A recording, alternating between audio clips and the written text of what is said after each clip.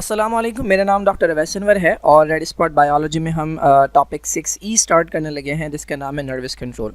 ये आपके chapter number 3 से रिलेटेड है जिसे आप कंट्रोल एंड कोऑर्डिनेशन कहते हैं और इसमें कुछ क्वेश्चन जो हैं वो चैप्टर नंबर 2 से रिलेटेड भी होंगे जिसमें मसल कॉन्ट्रैक्शन का टॉपिक है। अब क्वेश्चन स्टार्ट करने से पहले इन दोनों प्रोसेसेस को मैं थोड़ा सा रिव्यू कर दूँ क्योंकि ज़्यादातर क्वेश्चन इन्हीं से रिलेटेड है। तो ये हमारे पास वो प्रोसेस है जिसे हम साइनैप्स कहते हैं। बेसिकली नर्व इम्पल्स के अंदर ये एक स्टेप होता है जब मैसेज जो है ना एक न्यूरॉन से दूसरे न्यूरॉन की तरफ जाता है, तो इन दोनों के दरमियान जो कनेक्शन होता है वो साइनैप्स कहलाता है। तो जो न्यूरॉन मैसेज लेकर आ रहा होता है, यानी यहाँ से मैसेज आ रहा है और यहाँ जाएगा, तो ये प्री साइनैप्टिक न्यूरॉन होता है या इसे प्री साइनैप्टिक मेम्ब्रेन भी कहते हैं। ये वाली जो मेम्ब्रेन है ये प्री साइनैप्टिक मेम्ब्रेन कहलाती है। और जो न्यूरॉन आगे वाला होता है वो पोस्ट साइनैप्टिक कहलाता है। तो ये प्री साइनैप्टिक ये वाला है, पोस्ट साइनैप्टिक ये वाला है, इसकी मेम्ब्रेन पोस्ट साइनैप्टिक मेम्ब्रेन कहलाती है। जो प्री साइनैप्टिक होता है वो एक्सॉन होता है, ठीक है, उसका एक्सॉन होता है, और जो पोस्ट साइनैप्टिक होता है उसका डेंड्राइट होता है। ये बातें मैं सारी बता चुका हूँ चैप्टर नंबर 3 का साइनैप्स वाला नर्व इम्पल्स वाले टॉपिक के अंदर। बीच में जो स्पेस है वो साइनैप्टिक क्लेफ्ट है। होता क्या है, जब मैसेज यहाँ से आ रहा होता है तो यहाँ पर वही काम हो रहा होता है, सोडियम अंदर आता है, पोटेशियम बाहर जाता है, सोडियम अंदर आता है, पोटेशियम बाहर आता है, सोडियम अंदर जाता है, पोटेशियम बाहर आता है, और एक वक्त आता है कि यहाँ एंड पर पहुँचने के बाद कैल्शियम के दरवाजे खुलते हैं, कैल्शियम अंदर आता है। कैल्शियम अंदर आने के बाद ये जो बैग्स मौजूद हैं जिसमें न्यूरोट्रांसमीटर होता है उसे मेम्ब्रेन के साथ फ्यूज़ करवाता है। मेम्ब्रेन के साथ फ्यूज़ होने के बाद ये केमिकल बाहर आता है और इसके रिसेप्टर लगे होते हैं अगले सेल की, अगले न्यूरॉन की मेम्ब्रेन के ऊपर। जब ये न्यूरोट्रांसमीटर यहाँ पर आकर बाइंड करता है तो इसके जो सोडियम के चैनल्स हैं वो एक्टिव हो जाते हैं और सोडियम अंदर चला जाता है, तो बेसिकली इसकी परमिएबिलिटी इंक्रीज़ हो जाती है। तो इस तरीके से ये पूरा काम होता है और इस तरीके से एक न्यूरॉन दूसरे न्यूरॉन को मैसेज आके ट्रांसफ़र करता है। दूसरा प्रोसेस ये है जो मसल कॉन्ट्रैक्शन से रिलेटेड है। इसके अंदर भी एक न्यूरॉन है, ठीक है, जिसे आप प्री साइनैप्टिक मेम्ब्रेन कहेंगे, जिसकी मेम्ब्रेन को। और अब की बार दूसरा जो स्ट्रक्चर है वो न्यूरॉन नहीं है बल्कि वो मसल फाइबर है, और इसकी जो मेम्ब्रेन है उसे भी हम मेम्ब्रेन पोस्ट साइनैप्टिक मेम्ब्रेन का नाम देते हैं। यहाँ पर भी साइनैप्टिक क्लेफ्ट होता है, वही काम होता है। सोडियम अंदर आता है, पोटेशियम बाहर जाता है, उसके बाद कैल्शियम के दरवाजे खुलते हैं। बैग्स जो हैं वेसिकल्स, इनके अंदर केमिकल भरा होता है, न्यूरोट्रांसमीटर, ठीक है, वो आकर फ्यूज़ होता है, इसके ऊपर रिसेप्टर लगे होते हैं और इसी तरह से मैसेज आके ट्रांसफ़र होता है। तो बस ये बताना था। इसके बाद हम जो है वो क्वेश्चंस की तरफ चलते हैं।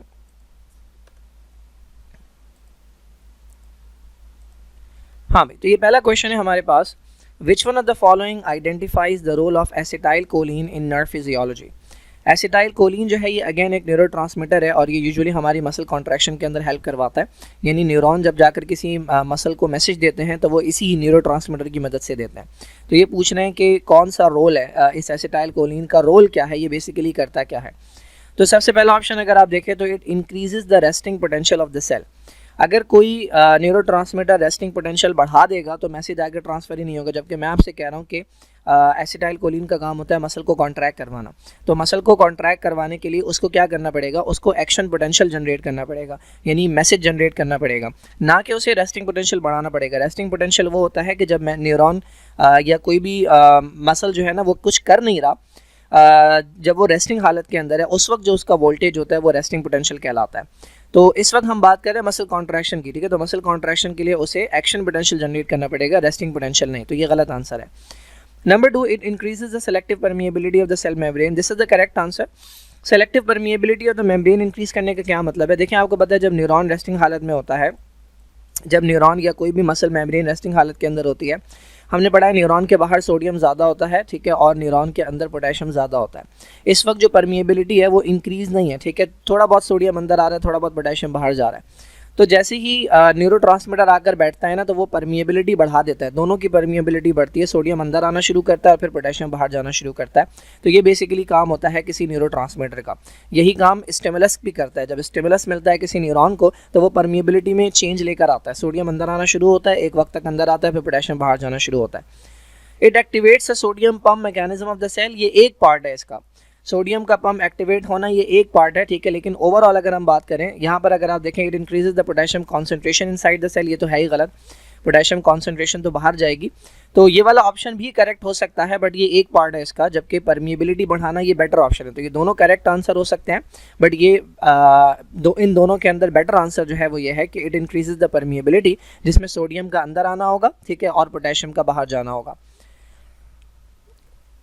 ये यहाँ पर बेसिकली बात हो रही है, ये जो न्यूरॉन है, ठीक है, ये आकर जब मसल के ऊपर एंड होगा तो बेसिकली इसमें से जो एसिटाइल कोलिन निकलेगा वो इस मसल की मेम्ब्रेन की परमिएबिलिटी को चेंज करवाएगा। Now, question number 2, impulses travel very rapidly along the nerves from the leg muscle of a mammal because. अब ये कह रहे हैं कि किसी मैमल के अंदर जो लेग के मसल्स हैं वहाँ से जो मैसेज जनरेट हो रहा है, फॉर एग्जांपल अगर मेरे पैर की किसी उंगली के ऊपर या पैर के किसी हिस्से के ऊपर कोई चीज़ टच होती है तो मेरे दिमाग में फ़ौरन मैसेज आ जाता है। तो ये कह रहे हैं इतना दूर से इतना रैपिड जो मैसेज जा रहा है उसका रीज़न क्या है। तो पहला रीज़न दिया हुआ है, there is a high concentration of sodium ions inside the axon. पहली बात तो सोडियम की कॉन्सेंट्रेशन हाई होती ही नहीं है इनसाइड, आउटसाइड होती है। The nerve contain myelinated fiber. This is the correct answer. There is a potential difference across the axon membrane. इससे कोई फर्क नहीं पड़ता, इससे रैपिड नहीं होगा। The cell bodies of the fibers are contained within the dorsal root ganglion. ये आपको नहीं पता, अभी मैंने स्पाइनल कॉर्ड नहीं पढ़ाया है, ये मैं समझाऊंगा उस वक्त, लेकिन ये हमारा आंसर नहीं है। Nerve contain myelinated fibre. अब ये माइलिन क्या है भाई, तो बेसिकली कुछ एक्सॉन ऐसे होते हैं कि जिनके ऊपर कपड़े पहने हुए होते हैं, ठीक है, जिनके ऊपर इस तरह के छोटे छोटे पीसेस के अंदर एक कवरिंग चढ़ी हुई होती है, this is called myelin sheath. अब ये जो माइलिन शीट है ना, ये एक इंसुलेटिंग इफेक्ट देती है, यानी अगर जो इलेक्ट्रिकल मैसेज है, इलेक्ट्रिकल इम्पल्स जो है वो अगर इसके अंदर से जा रही है ना, तो ये इंसुलेटर है। इंसुलेटर का मतलब ये है कि ये से बाहर जाने नहीं देता, ठीक है, तो बाहर जाने नहीं देगा तो फिर ये यूनी डायरेक्शनल इसका फ्लो होगा, ठीक है, डिस्पर्स नहीं हो सकता जो मैसेज है। फॉर एग्जांपल ये अगर यहाँ पे लेग के मसल्स हैं, ठीक है, और यहाँ पर मौजूद है ब्रेन, तो जो मैसेज है वो लेग के मसल से ब्रेन तक ही जाएगा, ठीक है, इधर उधर नहीं जाएगा। उसका रीज़न क्या है, इसको कवर किया हुआ है किसने, इसको कवर किया हुआ है एक लिपिड की कवरिंग ने, जिसे आप माइलिन शीट कहते हैं। और ये माइलिन शीट जो है ये इलेक्ट्रिकल इंपल्स को डिस्पर्स होने से बचाती है। तो जाहिर है जब एक मैसेज डिस्पर्स नहीं होगा तो वो किसी एक प्रॉपर डायरेक्शन के अंदर जाएगा। ये बिल्कुल इसी तरह है कि एक सड़क हो जिसके अंदर कोई ना यू टर्न हो और ना ही कोई जो है वो ब्रांच उसकी निकलती है, तो आपके पास एक ही रास्ता होता है, आप उस पर सीधे सीधे चलते जाएंगे, आप कहीं मुड़ नहीं सकते, ठीक है, आप कहीं साइड भी नहीं जा सकते। तो ये काम होता है माइलिन शीट का। तो माइलिनेटेड फाइबर्स की वजह से जो है ना वो मैसेजेस, नर्व इम्पल्स जो है वो रैपिडली ट्रैवल करती है।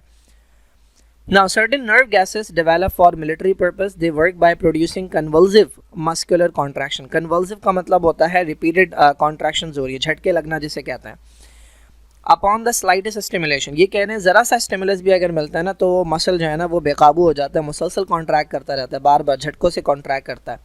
Now this suggest that their function is to inhibit the action of what. ये कह रहे हैं ये जो गैसेस हैं अगर ये किसी के अंदर जो है वो कन्वल्सिव मस्कुलर कॉन्ट्रैक्शन प्रोड्यूस कर रही हैं, झटके पैदा कर रही हैं, तो इस नर्व गैस का ये मैकेनिज्म ऑफ एक्शन पूछ रहे हैं, यानी ये जो काम कर रही है ये किस चीज़ को इनहिबिट कर रही है, ये किसी ना किसी चीज़ को रोक रही होगी जिसकी वजह से ये इफेक्ट आ रहा है। तो सबसे पहला ऑप्शन दिया हुआ है एसिटाइल कोलिन। मैंने आपको बताया एसिटाइल कोलिन वो केमिकल है जो कॉन्ट्रैक्शन करवाता है। अब अगर ये हमारे पास जो पिछली डायग्राम थी कहाँ गई, ये अगर हमारे पास प्री साइनेप्टिक मेम्ब्रेन है, ये वेसिकल है। अब अगर मैं क्या करूँ, इस एसिटाइल यहाँ से जो एसिटाइल कोलिन निकला है ये एसिटाइल कोलिन है, अगर मैं इसे रोक दूँ, ठीक है, अगर मैं इसे ब्लॉक कर दूँ तो ये तो आगे मसल के पास जा ही नहीं सकता ना। जब ये मसल के पास जाएगा ही नहीं तो ये तो सिंपल मसल कॉन्ट्रैक्शन भी नहीं करवाएगा। यहाँ बात हो रही है मुसलसल मसल कॉन्ट्रैक्शन की, तो अगर आप एसिटाइल कोलिन को ही रोक दें तो मुसलसल मसल कॉन्ट्रैक्शन नहीं हो सकती, तो ये आंसर नहीं है। एट्रोपिन का कोई ताल्लुक मसल कॉन्ट्रैक्शन के साथ नहीं है, ठीक है, इसीन जो है इसका भी ताल्लुक नहीं है। अब लास्ट चीज़ जो आपके पास बच गई जो थोड़ी बहुत आपसे रिलेटेड है, ये दोनों आपने पढ़े भी नहीं है, वो है कोलिनेस्ट्रेज। कोलिनेस्ट्रेज बेसिकली वो एंजाइम है, देखें यहाँ से मिलता जुलता नाम आ रहा है। एसिटाइल कोलिन एक केमिकल है जिसे आप न्यूरोट्रांसमीटर कहते हैं और इसके अंदर एज लगा हुआ है, एज का मतलब एंजाइम। ये वो एंजाइम है जो इस एसिटाइल कोलिन को तोड़ता है। देखें अगर हम साइनेप्स की बात करें तो मैंने आपको बताया था कि जब मैसेज यहाँ तक पहुँचता है एंड तक तो कैल्शियम अंदर आता है जिसकी वजह से ये बैक फ्यूज़ होते हैं और एसिटाइल कोलिन बाहर आता है। अब ये भी एसिटाइल कोलिन या कोई भी न्यूरोट्रांसमीटर जब आकर बैठ जाएगा तो इसका काम था मैसेज आगे ट्रांसफ़र करना। जब मैसेज यहाँ से चला गया अब इस केमिकल का काम क्या हो गया, इस केमिकल का काम ख़त्म हो गया। जब केमिकल का काम ख़त्म हो जाता है ना तो यहाँ पर एंजाइम मौजूद होते हैं जो इस केमिकल को तोड़ देते हैं। अगर इस केमिकल को ना तोड़ा जाए और ये यहीं पर पड़ा रहे तो ये बार बार आकर बैठेगा इस पर। जब ये बार बार आकर बैठेगा तो बार बार मैसेज आएगा।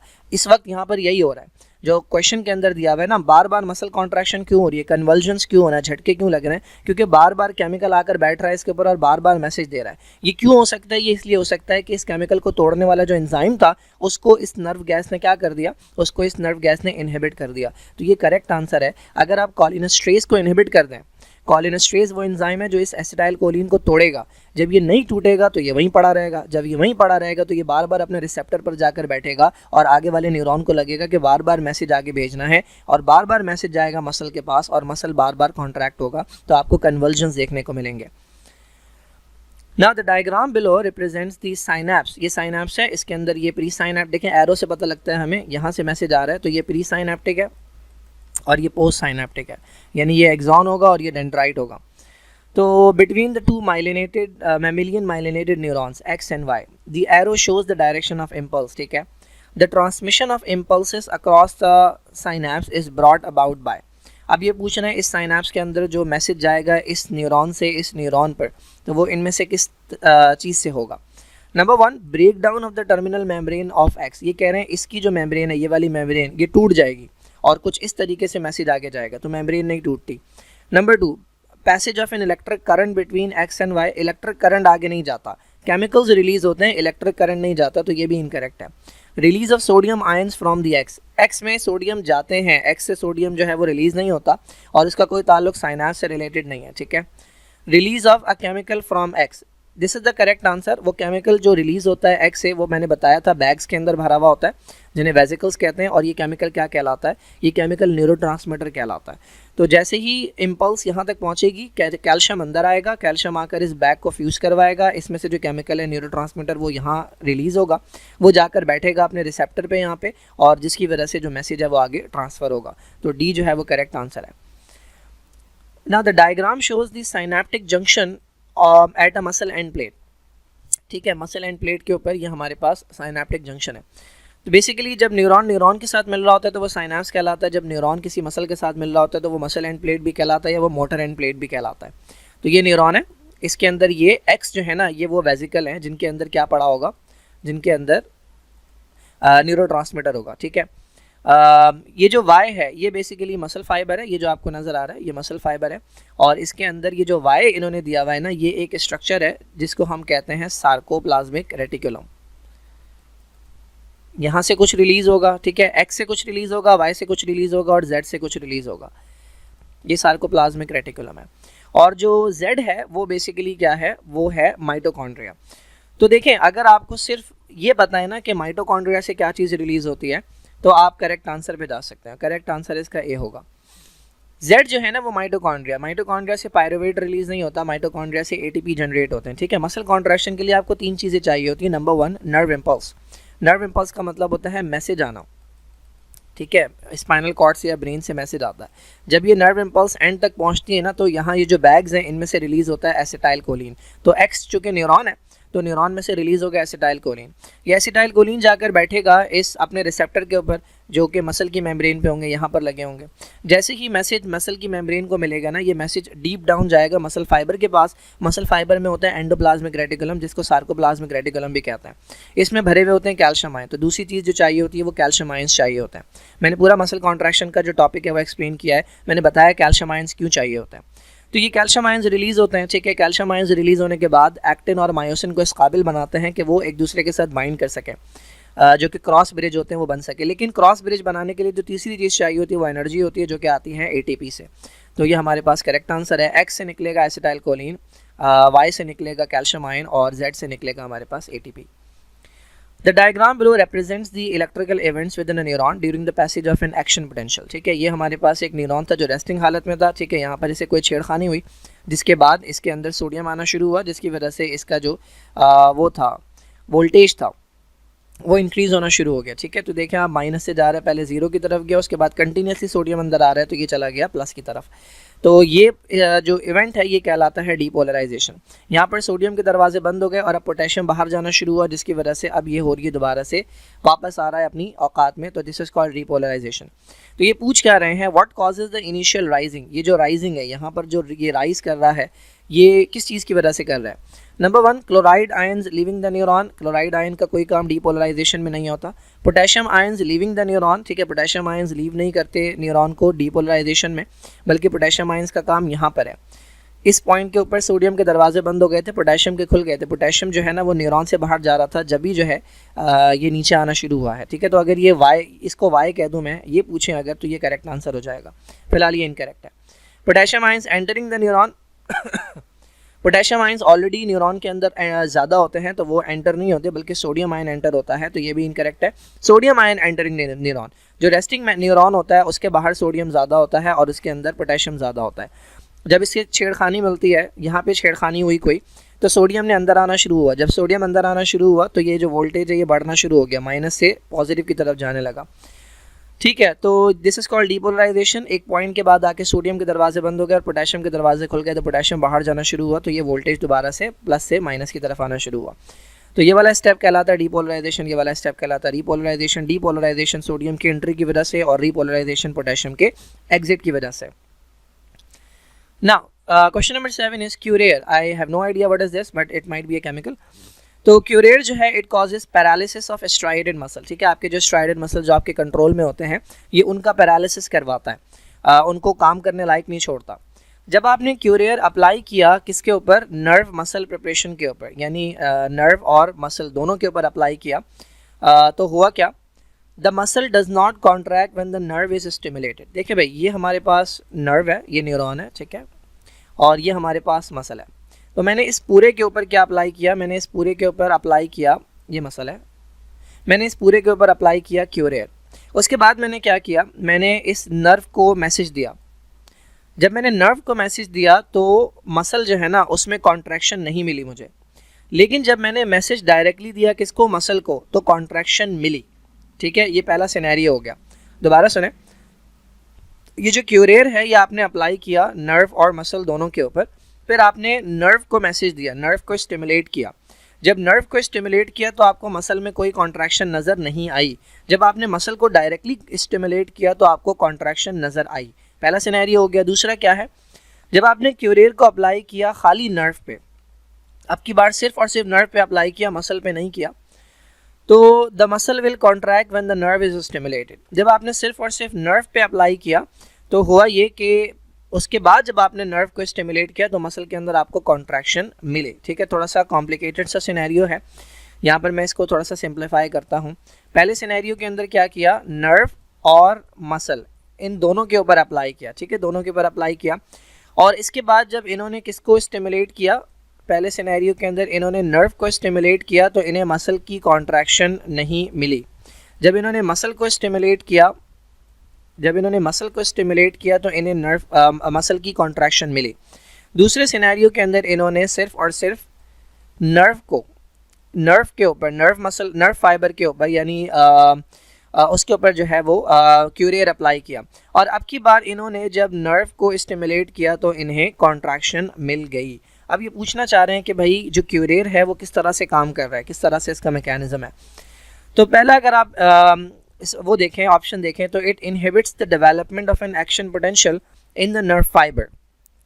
देखिए, अगर ये करेक्ट आंसर होता कि ये जो क्यूरेयर है ये नर्व फाइबर के अंदर जो है वो एक्शन पोटेंशियल नहीं जनरेट होने देता, तो दोनों कंडीशंस के अंदर, चाहे आप यहाँ पर अप्लाई करते स्टिमुलस, चाहे यहाँ पर अप्लाई करते स्टिमुलस, आपको मसल कॉन्ट्रैक्शन नहीं मिलती। हमने देखा था कि जब यहाँ पर नर्व के ऊपर स्टिमुलस अप्लाई किया था तो मसल कॉन्ट्रैक्शन नहीं मिली थी। तो अगर सिर्फ ये सिनेरियो दिया जाए तो ये आंसर करेक्ट हो जाता है, लेकिन जब हमने खाली नर्व पर अप्लाई किया और फिर उसे स्टिमुलस दिया तो मसल कॉन्ट्रैक्शन मिली, इसका मतलब ये एक्शन पोटेंशियल को जनरेट होने से नहीं रोक रहा। Number 2, it makes the nerve cell end plate more permeable to acetylcholine. अगर ये नर्व सेल एंड प्लेट को, नर्व सेल ये जो जंक्शन है उसे मोर परमिएबल बनाएगा, ज़्यादा परमिएबल बनाएगा एसिटाइल कोलिन से, तो हमें हर कंडीशन के अंदर वो मिलनी चाहिए थी, मसल कॉन्ट्रैक्शन मिलनी चाहिए थी। यानी ये बेसिकली बोलना ये चाह रहे हैं कि ये आपका नर्व फाइबर है और ये आपकी मसल मेम्ब्रेन है। तो ये कह रहे हैं कि ये इस एरिया को, ठीक है, नर्व सेल और एंड प्लेट, ये जो पूरा एरिया है, जो जंक्शन है, इसको मोर परमिएबल बनाती है, यानी ज़्यादा से ज़्यादा एसिटाइल कोलिन रिलीज़ होगा। अगर ये वाला काम होता तो ये पैरालिसिस कॉज नहीं करता, क्योंकि एसिटाइल कोलिन तो आगे जाकर कॉन्ट्रैक्शन करवाता है, तो ये मोर एंड मोर कॉन्ट्रैक्शन करवाता। मे बी ये वो करवाने लगता, कन्वर्जन्स करवाने लगता। अगर इसका ये मैकेनिज्म होता, क्यूरेयर का ये मैकेनिज्म होता, तो ये कन्वर्जन्स करवाता, ये पैरालिसिस नहीं करवाता। तो ये भी इनकरेक्ट आंसर है। सी जो है वो क्या है, it prevents the depolarization of the post synaptic membrane. Now this is the correct answer. क्यों भाई? डीपोलराइजेशन पोस्ट साइनेप्टिक की, पोस्ट साइनेप्टिक मेम्ब्रेन हमारे पास ये मसल है, ठीक है। अगर क्यूरेयर जो है ना वो डीपोलराइजेशन को रोकेगा तो ये हमारे पास करेक्ट आंसर कैसे होगा? देखें, पहले सिनेरियो के अंदर जब हमने दोनों के ऊपर अप्लाई किया था क्यूरेर, तो हमें कब कॉन्ट्रैक्शन मिल रही थी? जब हमने डायरेक्टली मैसेज दिया था किसे? मसल को। तो अगर आप डायरेक्टली मैसेज दें, मसल को स्टिमुलेट करें, तब ये कॉन्ट्रैक्ट कर रहा था। जब आप नर्व को स्टिमुलेट कर रहे थे तब ये कॉन्ट्रैक्ट नहीं कर रहा था। क्यों? क्योंकि जब आपने नर्व को स्टिमुलेट किया तो इसमें एक्शन पोटेंशियल जनरेट हुआ, उसके बाद यहाँ से केमिकल भी रिलीज हुआ, लेकिन मसला क्या हो रहा था, यहाँ पर जो रिसेप्टर लगे हुए थे ये केमिकल जाकर उस पर बाइंड नहीं कर पा रहा था। जब ये बाइंड नहीं कर पा रहा था तो इसके अंदर डीपोलराइजेशन नहीं हो रही थी। तो बेसिकली ये पोस्ट साइनेप्टिक मेम्ब्रेन जो है या जो मसल की मेम्ब्रेन है उसके अंदर डीपोलराइजेशन को रोकता है। जब आपने डायरेक्टली मैसेज दिया मसल को तब तो कॉन्ट्रैक्शन हो गई, लेकिन जब आप न्यूरॉन को मैसेज दे रहे थे तब तक कॉन्ट्रैक्शन नहीं हो रही थी। तो पहले सिनेरियो के अंदर जब आपने दोनों के ऊपर क्यूरेर अप्लाई किया था तो उसके अंदर क्या आ गया था? उसके अंदर ये जंक्शन भी आ गया था। ठीक है, तो आपने जब इसे मैसेज दिया तो कॉन्ट्रैक्शन नहीं हुई, लेकिन जब इसे मैसेज दिया तो कॉन्ट्रैक्शन हो गई। दूसरे सिनेरियो के अंदर आपने सिर्फ और सिर्फ नर्व फाइबर के ऊपर क्यूरेर अप्लाई किया, यानी यहाँ से लेकर यहाँ तक। इसके अंदर ये जो जंक्शन था ये जो है ना वो कवर नहीं हो रहा था, यानी इसको कोई इफेक्ट नहीं हो रहा था। तो इस कंडीशन के अंदर हमने देखा था, जब हमने नर्व फाइबर को जो है वो इम्पल्स दिया था, जब हमने नर्व फाइबर को स्टिमुलेट किया था तो कॉन्ट्रैक्शन हो गई थी, बिकॉज ये जो पोस्ट साइनेप्टिक मेम्ब्रेन के ऊपर जो डीपोलराइजेशन के लिए रिसेप्टर लगा हुआ है ये अफेक्ट नहीं हो रहा था। तो क्यूरेर जो है ना वो काम किस तरह से कर रहा है, ये इस पोस्ट साइनेप्टिक मेम्ब्रेन को डीपोलराइज होने से रोक रहा है। This is the mechanism. तो ये करेक्ट आंसर है। The last one is it stimulates the formation of acetylcholine at the nerve cell end plate. मैंने बताया अगर ये स्टिमुलेट करेगा तो ये कन्वर्जन्स करवाएगा, जबकि सवाल में लिखा हुआ था कि ये पैरालिसिस करवाता है। ठीक है, now the next question is, बहुत मुश्किल से सवाल था वो, बहुत कम चांसेस है ऐसे क्वेश्चंस के आने के। पहली बार में शायद अगर हम में से भी कोई देखे तो इसे समझना है ये question. It's a very difficult question. Now the following sequence of events occur at the neuromuscular junction. ठीक है, ये क्वेश्चन आ भी चुका है पास्ट पेपर में किसी में। तो इन्होंने पूरा सीक्वेंस दिया हुआ है कि वो कौन कौन से काम है जो कि न्यूरोमस्कुलर जंक्शन पे होते हैं, यानी ये न्यूरॉन है और ये मसल है, तो ये न्यूरोमस्कुलर जंक्शन कहलाता है, जिसकी अभी हम बात करके भी आए हैं। पहला काम क्या है भाई? नर्व इम्पल्स आई, मैसेज आया यहाँ से, फिर क्या होता है? रिलीज ऑफ वी, एक केमिकल रिलीज होता है जिसे इन्होंने वी का नाम दिया, यहाँ से एक केमिकल रिलीज होता है। ठीक है, उसके बाद जनरेट होता है एंड प्लेट पोटेंशियल। ठीक है, यहाँ पर वोल्टेज जनरेट होता है। उसके बाद मसल फाइबर के अंदर जो है ना वो डब्ल्यू प्रोड्यूस होता है, मसल फाइबर के अंदर। ठीक है, उसके बाद क्या होता है? एक चीज़ रिलीज होती है सार्कोप्लाज्मिक रेटिकुलम से। इसके अंदर जो एंडोप्लाज्मिक रेटिकुलम है उसमें से एक चीज़ रिलीज होती है जिसे एक्स का नाम दिया। उसके रिलीज होने के बाद क्या होता है? फॉर्मेशन ऑफ वाई, कुछ बनता है मसल के अंदर जैसे वाई का नाम दिया, एंड फाइनली मसल कॉन्ट्रैक्शन होती है। अब देखें इस पूरे क्वेश्चन के अंदर आपको अगर सिर्फ दो चीज़ें बताएं तो आप आंसर तक पहुंच सकते हैं। सिर्फ दो चीज़ें बताऊं अगर आपको, सबसे पहली चीज़ आपको लाजमी पता होना चाहिए कि वो क्या चीज़ है जो सार्कोप्लाज्मिक रेटिकुलम से रिलीज होती है। तो sarcoplasmic reticulum is like endoplasmic reticulum, जो कि स्मूथ वाला होता है और इसका काम होता है कैल्शियम की स्टोरेज। तो मुझे पता है कि एक्स जो है ना वो कैल्शियम है। ठीक है, तो जिसमें एक्स पे कैल्शियम लिखा हुआ है वो करेक्ट आंसर हो सकता है, बाकी नहीं हो सकते। तो B is the wrong answer, D is the wrong answer, या तो आंसर ए है या आंसर सी है। ठीक है, अच्छा अब मुझे ये भी पता होना चाहिए कि जब न्यूरॉन का जो एंड होता है, जो टर्मिनल्स होते हैं, वहाँ पर कुछ बैग्स होते हैं जिन्हें वेसिकल्स कहते हैं, और उनमें जो केमिकल होता है उसे क्या कहते हैं? तो ये जो वी है ये वही केमिकल है। ठीक है, जो कि मैसेज को ट्रांसफ़र करेगा न्यूरॉन से मसल तक। इन केमिकल्स को हम कहते हैं न्यूरोट्रांसमीटर। कहीं पर भी वी के अंदर न्यूरोट्रांसमीटर नहीं दिया, लेकिन एक न्यूरोट्रांसमीटर का नाम दिया हुआ है। उस न्यूरोट्रांसमीटर का आपको कुछ न्यूरोट्रांसमीटर के नाम पता होने चाहिए, जैसे कि एसिटाइलकोलिन है, डोपामीन है, गाबा है। ठीक है, ये कुछ न्यूरोट्रांसमीटर है जिनके आपको नाम पता होने चाहिए। तो यहाँ पर मुझे एक ही जगह दो जगह नज़र आ रहा है, लेकिन एक तो मैं ऑलरेडी गलत कर चुका हूँ, तो ये एक ही आंसर बचता है जिसके अंदर वी में दिया हुआ है एसिटाइलकोलिन। तो जब मैसेज यहाँ तक पहुँचता है तो यहाँ पर रिलीज़ होता है एसिटाइलकोलिन, ये आ गया एसिटाइलकोलिन। एसिटाइलकोलिन जाकर बैठता है अपने रिसेप्टर के ऊपर, जिसकी वजह से जब ये रिसेप्टर पर बैठता है तो सोडियम के दरवाजे खुलते हैं, सोडियम अंदर जाता है, जिसकी वजह से डब्ल्यू जनरेट होता है, जिसे आप कहते हैं एक्शन पोटेंशियल। जब डब्ल्यू जनरेट होने के बाद जब ये डब्ल्यू अंदर तक जाता है तो कैल्शियम रिलीज़ होता है सार्कोप्लाज्मिक रेटिकुलम से। ये कैल्शियम क्या करता है? एक्टिन और मायोसिन को बाइंड करवाता है, तो जो वो बनता है एक्टोमायोसिन कॉम्प्लेक्स। ठीक है, तो ये हमारे पास करेक्ट सीक्वेंस है। Now, certain drugs act at synapses and affect the action of neurotransmitter substances. The table shows the effect of 4 different drugs. ठीक है, जो आपका वो है साइनेप्स है, जहाँ पर न्यूरॉन के साथ मिलता है, या न्यूरॉन जो है वो मसल के साथ मिलता है, उसकी बात कर रहे हैं ये कि कुछ ड्रग्स जो है ना वहाँ पर एक्ट करती हैं और अपने एक्शंस जो है ना वो अपने कुछ इफेक्ट्स जो है वो प्रोड्यूस करती हैं। तो इन्होंने यहाँ पर ड्रग दी हुई है, ये 4 ड्रग्स हैं और इनके इफेक्ट हैं। पहली ड्रग क्या कर रही है, इनहिबिट द एंजाइम कोलिनेस्ट्रेज। देखिए कोलिनेस्ट्रेज वो एंजाइम है जो किसे तोड़ता है, जो एसिटाइल कोलिन को तोड़ता है। अगर कोई ड्रग इनहिबिट करेगी इस एंजाइम को, इसका मतलब क्या है, इसका मतलब ये है कि एसिटाइल कोलिन जो है ना वो ज़्यादा अमाउंट के अंदर पड़ा रहेगा। जब ये ज़्यादा अमाउंट के अंदर पड़ा रहेगा तो मोर एंड मोर मैसेजेस आगे जाएंगे, यानी more and more muscle contraction आपको देखने को मिलेगी। नंबर 2 सेकंड ड्रग जो है वो क्या करती है, prevent the release of acetyl choline. अब देखें अगर यहाँ से एसिटाइल कोलिन रिलीज ही नहीं होगा तो आगे मैसेज जाएगा ही नहीं। जब आगे मैसेज जाएगा ही नहीं तो ना तो मसल कॉन्ट्रैक्शन होगी या ना जो भी कोई मैसेज ट्रांसफर होना था वो आगे ट्रांसफर नहीं होगा, ठीक है। तो ड्रग 2 की वजह से जो है ना मैसेजेस आगे जाने से रुकेंगे, जबकि ड्रग 1 की वजह से क्या होगा, मैसेज बहुत ज़्यादा अमाउंट में आगे जाएंगे जितना नहीं भी जाना चाहिए। नंबर 3 क्या है, competes with acetylcholine at receptor site. यहाँ पर एसिटाइल कोलिन का रिसेप्टर लगा हुआ है, ठीक है, यहाँ से एसिटाइल कोलिन आता है। अब एसिटाइल कोलिन जिस रिसेप्टर पर आकर बैठता है, अगर मैं कोई ऐसा केमिकल छोड़ दूं, ये जो ड्रग है ये एक ऐसा केमिकल है जो एसिटाइल कोलिन की तरह दिखता है और वो भी आकर इस रिसेप्टर पर बैठ जाता है, लेकिन जब वो इस रिसेप्टर पर बैठता है तो कोई मैसेज ट्रांसफर नहीं होता। तो ये कंपेटिटिव इनहिबिटर है, ये भी क्या करेगा, ये भी इसकी एक्टिविटी को डिक्रीज करेगा, यानी मैसेजेस को आगे जाने से रोकेगा।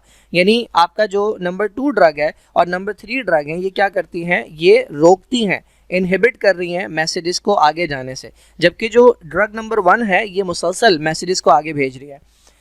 Number 4 inhibits the enzyme which destroys noradrenaline. Again this is the same thing, वो एंजाइम जो है वो डिस्ट्रॉय किया जा रहा है जो कि किसी केमिकल को इनहिबिट करता है, किसी केमिकल को डिस्ट्रॉय करता है। जब ये केमिकल डिस्ट्रॉय नहीं होगा तो कंटिन्यूसली मैसेजेस ट्रांसफर होते रहेंगे। तो ड्रग 1 और ड्रग 4 जो है ना ये क्या करेंगी, ये मुसलसल मैसेजेस को भेजती रहेंगी, और ड्रग 2 और ड्रग 3 जो है ना ये किसी ना किसी मैसेज को आगे जाने से रोकेंगी। अब इन्होंने पूछा क्या है, Which 2 drugs would prevent a skeletal muscle from responding to an electrical stimulus? ठीक है, अब ये पूछ रहे हैं कि हम चाह रहे हैं कि स्केलेटल मसल जो है आपका वो रिस्पॉन्ड ना करे, यानी उस तक मैसेज ना पहुंचे, तो हम इनमें से कौन सी दवा इस्तेमाल करें। तो ऑब्वियसली आप इस्तेमाल करेंगे drug number 2 and drug number 3, क्योंकि ड्रग नंबर 2 जो है ना वो उस केमिकल को ही रिलीज नहीं होने देती जिसका काम है मैसेज पहुंचाना, और ड्रग नंबर 3 उस केमिकल के साथ मुकाबला करती है जिसका काम है मैसेज आगे पहुंचाना। तो दोनों कंडीशंस के अंदर मैसेजेस आगे नहीं जाएंगे और जो स्केलेटल मसल है वो उसे रिस्पॉन्ड नहीं करेगा। ओके, नेक्स्ट क्वेश्चन क्या है भाई, Which of the following describe the state of a non-propagating mammalian axon? Non-propagating का मतलब ये है एक ऐसा न्यूरॉन जो कि मैसेज आगे ट्रांसफर नहीं कर रहा, रेस्टिंग कंडीशन के अंदर है। तो आपको पता है जब भी न्यूरॉन रेस्टिंग कंडीशन के अंदर होता है उसके बाहर सोडियम ज़्यादा होता है, उसके अंदर पोटेशियम ज़्यादा होता है। बाहर से इसकी जो मेम्ब्रेन है वो पॉजिटिव होती है, अंदर से जो मेम्ब्रेन होती है वो नेगेटिव होती है। इस वक्त जो वोल्टेज होता है इसकी मेम्ब्रेन के अक्रॉस वो एवरेज -65 मिली वोल्ट्स होता है। तो ये बातें थोड़ी बहुत आपको पता है। अब इन्होंने क्या दिया हुआ है भाई, concentration in axoplasm. Axoplasm axon की वो है, एक्सॉन का जो अंदर का मटेरियल है, ठीक है, एक्सॉन का जो साइटोप्लाज्म है उसे एक्सोप्लाज्म कह रहे हैं। तो कौन सी चीज़, सोडियम की अगर हम बात करें तो क्या सोडियम अंदर ज़्यादा है, नहीं। तो जिसमें भी सोडियम हाई दिया हुआ है वो इनकरेक्ट है। सोडियम अंदर क्या होता है, सोडियम अंदर लो होता है। पोटेशियम की अगर हम बात करें तो पोटेशियम न्यूरॉन के अंदर ज़्यादा है या कम, तो पोटेशियम ज़्यादा है, तो दोनों के अंदर ज़्यादा दिया हुआ है, तो सी भी आंसर हो सकता है, डी भी आंसर हो सकता है। अब बात कर लेते हैं दूसरे फैक्टर की, relative permeability of the axon membrane. देखिए इस वक्त ये जो एक्सॉन की मेम्ब्रेन है ना इसकी परमिएबिलिटी बहुत कम है। यही वजह है कि अभी सोडियम अंदर नहीं आ रहा बहुत ज़्यादा और पोटेशियम बाहर नहीं जा रहा। जिस वक्त इसे कोई स्टिमुलस मिलेगा तब इसकी परमिएबिलिटी चेंज होगी। इस वक्त इसकी परमिएबिलिटी बहुत लो है, तो इस वक्त हाई परमिएबिलिटी नहीं है बल्कि इसकी परमिएबिलिटी लो है। परमिएबिलिटी कब हाई होगी, जिस वक्त एक्शन पोटेंशियल होगा, ठीक है, जिस वक्त इसको स्टिमुलस मिलेगा तब इसकी परमिएबिलिटी बढ़ेगी, सोडियम अंदर आएगा, पोटेशियम बाहर जाएगा। And condition of cation pumps in the axon membrane. तो यह जो हमारे पास इनके जो पंप्स लगे हुए हैं वो एक्टिव तो हैं, सोडियम का जो पंप है और पोटेशियम का जो पंप है वो एक्टिव तो हैं, बट वो बहुत उसमें है लो कॉन्सेंट्रेशन के अंदर जो है ना बहुत माइन्यूट अमाउंट जो है ना वो सोडियम का अंदर और पोटेशियम का बाहर जा रहा है। इसका फ़ायदा ये होता है कि ये जो आयन्स है ना ये एक्यूमुलेट नहीं होते बहुत ज़्यादा अंदर। तो कैटायंस पंप जो है वो पंप्स जो कि कैटायंस यानी पॉजिटिव आयंस को मूव करवाते हैं वो एक्टिव है, इनएक्टिव नहीं होते इस कंडीशन के अंदर। मैंने जब समझाया था आपको तो मैंने दरवाजे को बिल्कुल बंद कर दिया था, ये बिल्कुल आसान तरीके से समझाने के लिए था कि इस वक्त मूवमेंट नहीं हो रही, जबकि ऐसा होता नहीं है। There are some leaky channels जो मौजूद होते हैं जिनके थ्रू आयंस जो हैं वो स्मॉल अमाउंट के अंदर मूव कर रहे होते हैं, बट वो अमाउंट इतना नहीं होता कि एक्शन पोटेंशियल जनरेट हो सके। तो एक्शन पोटेंशियल तभी जनरेट होता है जब मैसिव चेंज आता है, जब परमिएबिलिटी बढ़ती है। बट खैर आपको अगर ये नहीं भी पता, ये नहीं भी याद रखना, कोई बात नहीं, बस ये दो चीज़ें अगर आपको पता है तो आप आंसर तक पहुंच सकते हैं। Now the diagram below shows a motor nerve cell, ठीक है, ये न्यूरॉन है और ये मोटर टाइप का न्यूरॉन है। दो अलग तरह के जो होते हैं वो सेंसरी और इंटर न्यूरॉन्स होते हैं, ठीक है। ये मोटर टाइप का है। What is the function of the structure labelled x, ये जो एक्स है ये कौन सा स्ट्रक्चर है और इसका फंक्शन पूछा है। तो ये बेसिकली न्यूरॉन के कपड़े हैं, ये माइलिनेटेड न्यूरॉन है और ये माइलिन शीट है। तो मैंने बताया था माइलिन शीट का फंक्शन क्या होता है। Number 1 to assist in the metabolism of the cell body, बिल्कुल गलत।